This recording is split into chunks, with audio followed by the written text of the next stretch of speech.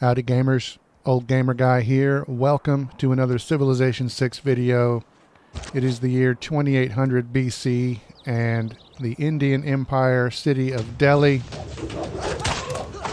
is experiencing some pesky barbarian troubles. We're handling them though. Our slingers just killed a barbarian scout, but we are longing for a stronger ranged weapon like archery.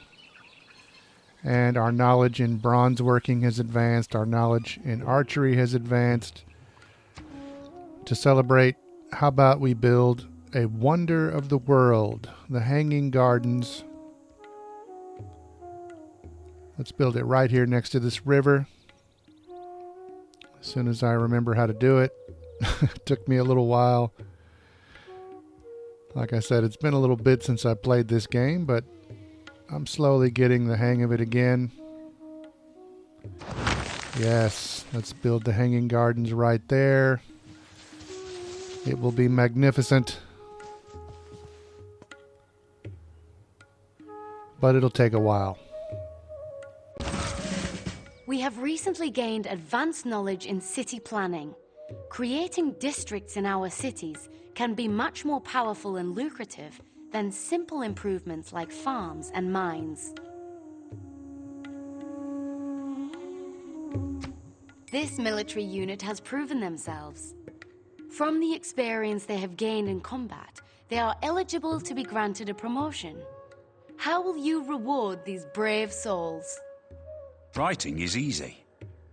All you have to do is cross out the wrong words. Okay, so we've completed our research into writing. That's certainly a big deal. And this military unit, these slingers, are eligible for a promotion.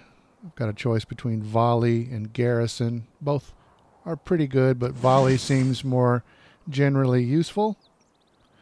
So now we have to select a new technology, and I'm going to go with mining. We have the opportunity to develop a formal trade route between two cities. A trader unit is required to establish such a route, which would be very beneficial for our economy. Every nation lives by exchanging. Now we've completed the foreign trade civic, so we have the opportunity to change policies, but I'm going to leave things like they are. And now we need to choose a new civic. All three of these are pretty good, but I'm going with mysticism. I'm taking my Indian Empire down a religious path, which is not something I normally do in this game, so that could be interesting. But in the meantime, more barbarians are being sighted outside Delhi. The number of faithful has grown, and it is time for us to define our beliefs. Let us choose a pantheon to worship. So now I have the opportunity to actually choose our belief system, our pantheon. And like I said, I never do this in this game. I'm not a particularly religious person myself, so this is not something I would normally do, but I do think it's cool. So I took my time reading through these. You can see each one of them has a different bonus associated with it. I'm looking for something that's just kind of a general bonus. And I ended up going with religious settlements, which increases my border expansion by 15%. And there we go. We are now working towards a religion.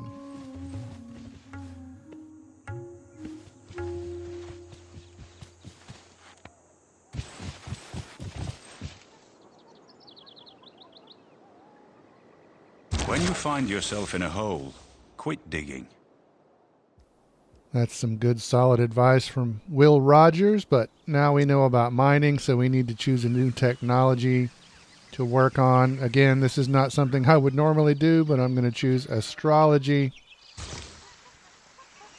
And you can see we're still having barbarian sightings nearby. We still need to do something about the barbarian stronghold that we heard about a while back.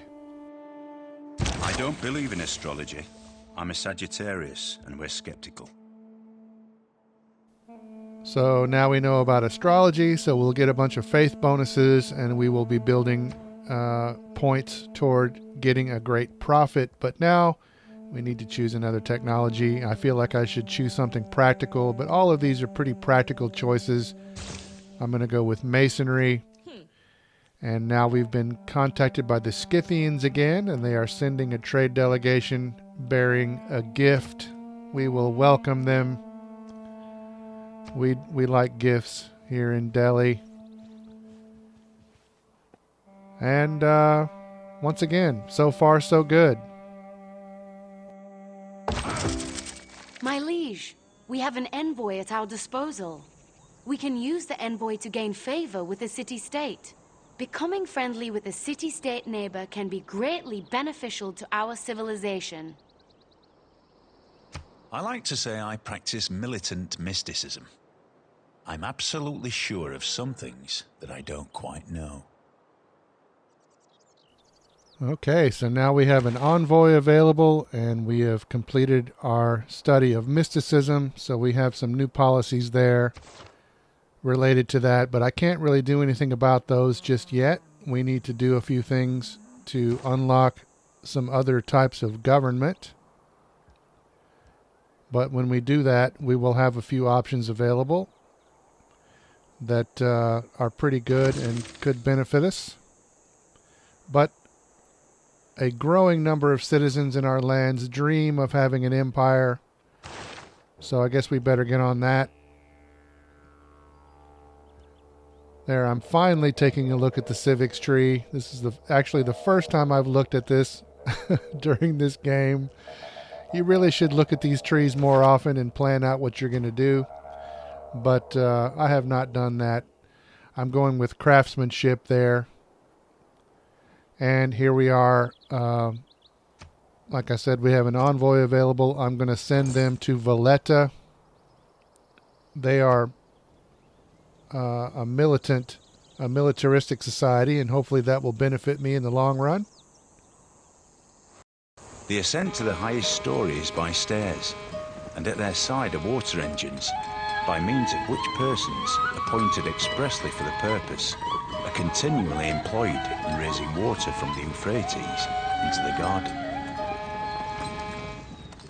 And there you go. The Indian Empire has now created a wonder of the world, the Hanging Gardens. So magnificent. The glory of completing a wonder has energized our people. Progress toward drama and poetry have been accelerated.